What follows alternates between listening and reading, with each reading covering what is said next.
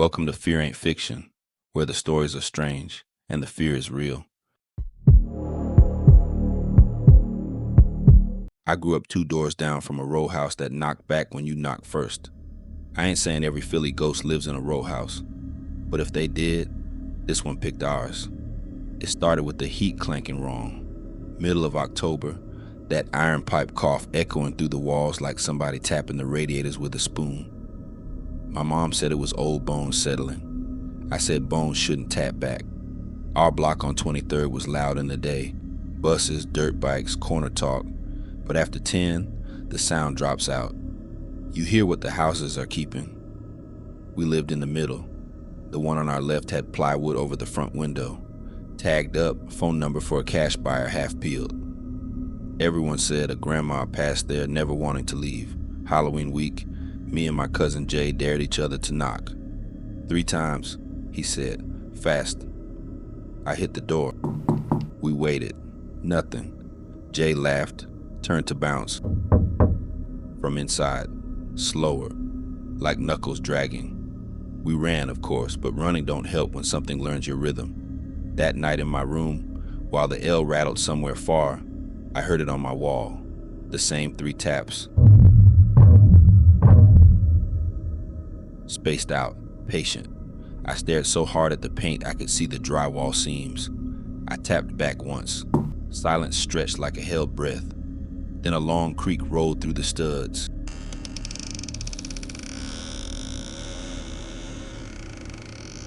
Traveling left to right like somebody sliding a palm along the hallway, stopped where my headboard sat and breathed.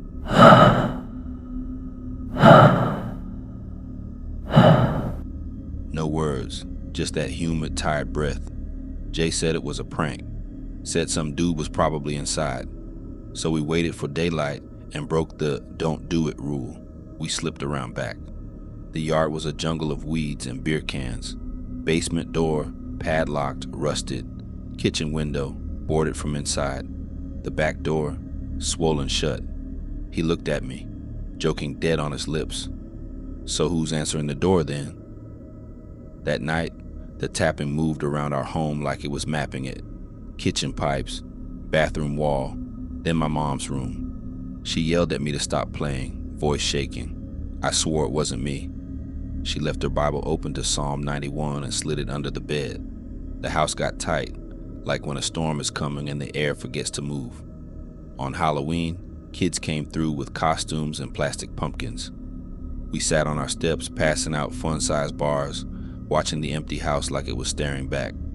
If a group lingered near that boarded window, they'd flinch and hurry on, and I knew they heard it too. The last thing that happened, the thing that made my mom call the church lady, midnight. Our hallway was dark except for that thin orange line under the front door. Somebody tried the knob. Soft, polite testing. Then 3 slow knocks, each one vibrating the mail slot. I thought it was somebody playing. My mom whispered, don't open, and started praying under her breath. The temperature dropped like a freezer door opened. The knob turned a final time. Metal against metal. Then it let go. Footsteps drifted to the left. As if whoever it was walked into the boarded house next door. The church lady came with oil and verses and a voice like a bell. She told whatever it was it could go now. There were people to take care of, and we weren't it. The taps faded over the week. Every October, though, if you knock 3 times on our wall by accident, coat hanger, broom handle, whatever, you'll swear you hear the slow answer, patient as ever, like an old neighbor pushing their chair back to stand. Some folks move out, some get evicted, and some get remembered by the house. You ever notice how every apartment building got that one door that just feels off? I ain't talking haunted house wrong. I mean, the kind that make your stomach turn before your mind catch up. Like you already know something on the other side ain't right. My name's Tasha. I stay off Candler Road, Zone 6, East Side, Atlanta. I work nights at a gas station off Memorial, so I don't get home till after 2. My building is old. Carpet smell like bleach and smoke. and the light above my door blinks every time the wind blows, but you get used to it. Around Halloween, folks start hanging fake cobwebs and dollar store skeletons on their doors. Mine stayed bare. I ain't in the spirit no more. The first time I noticed it was maybe 4 nights before Halloween. Apartment 3B, right across from mine. Door was cracked open, just a little. Blue light flickering from the TV inside. No sound, just that light. I figured old dude in there was drunk again.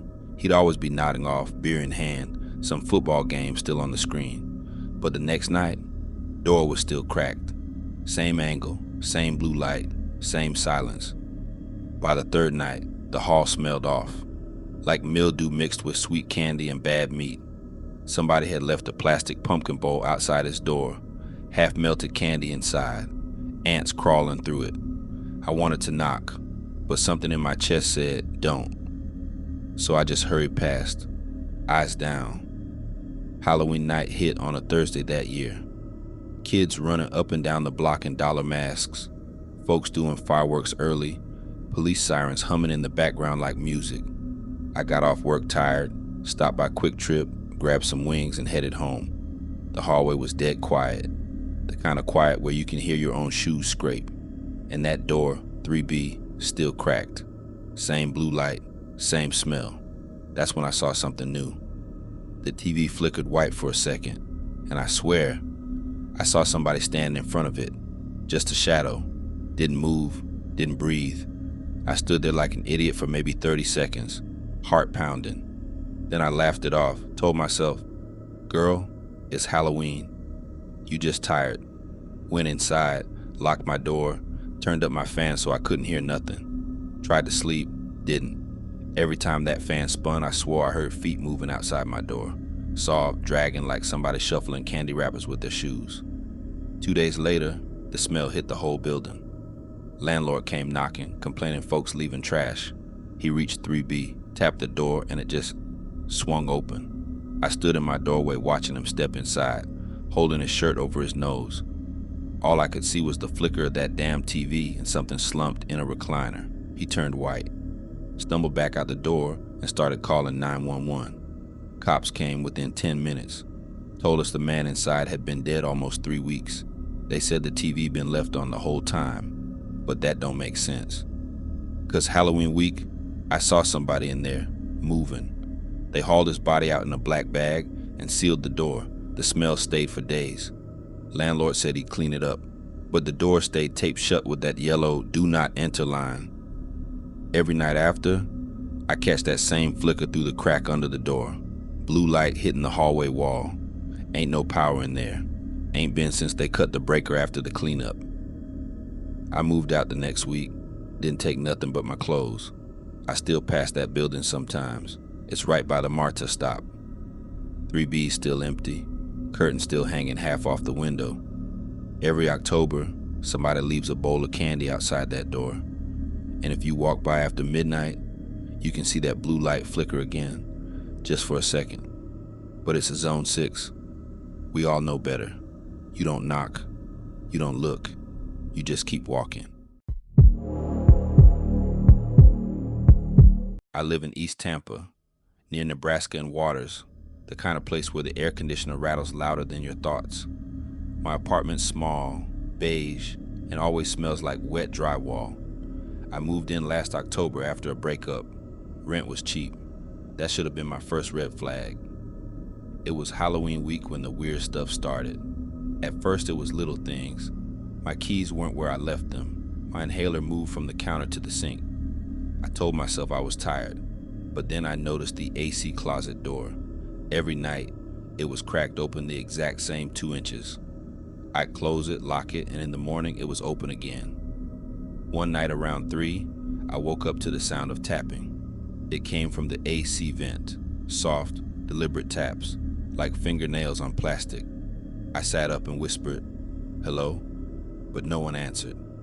I grabbed a broom, eased open the closet, and saw the vent tilted sideways. One screw missing, like a mouth trying to open wider. The next morning, I told maintenance. Mr. Luis came by with his milk crate of filters. He tightened the screws, laughed, and said, "These doors breathe." But that night, I swear I heard breathing too.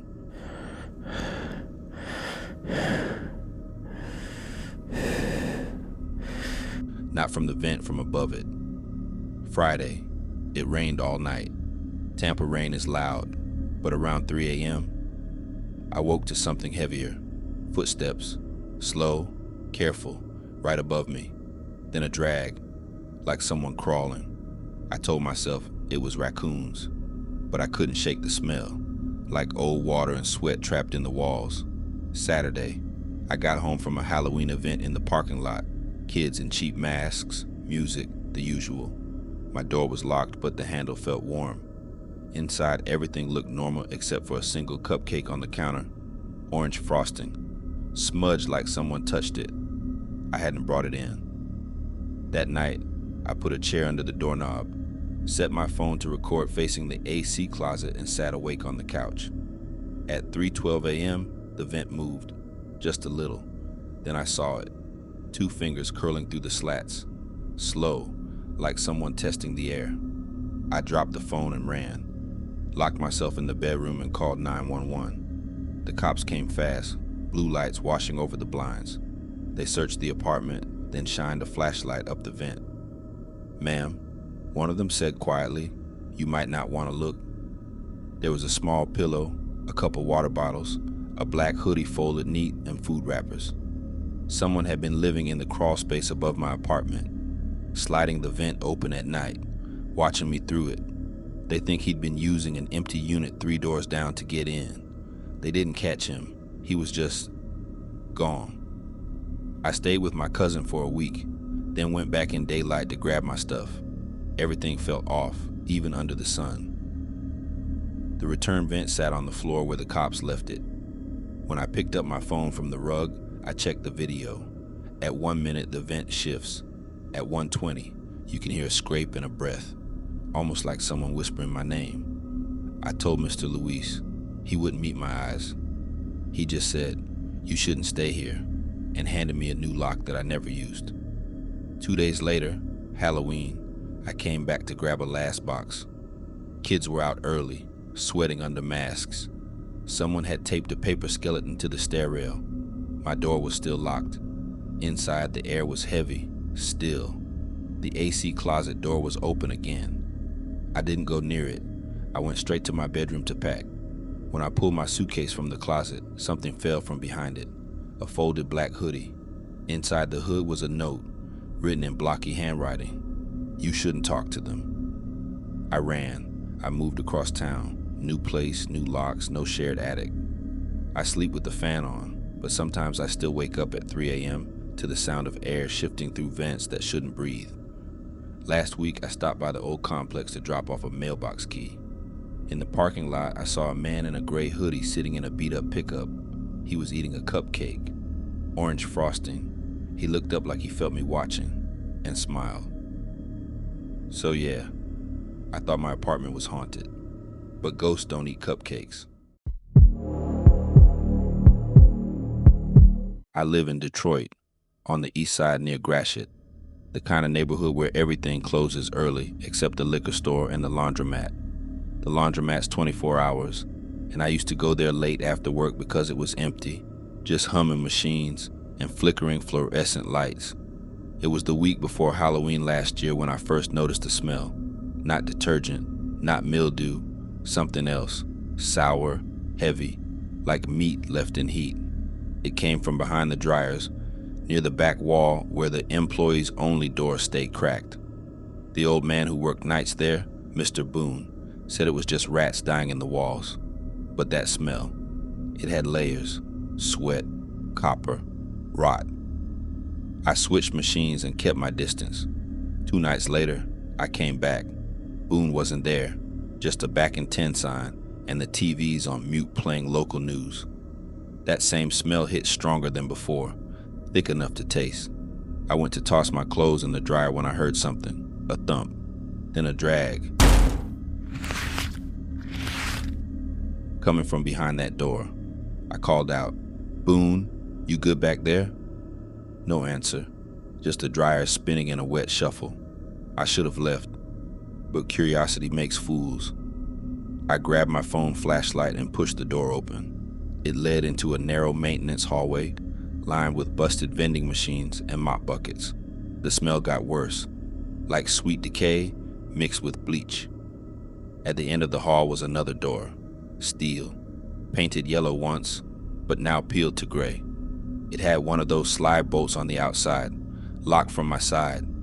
Something scraped behind it. I whispered, "Boone," and got this long exhale in return.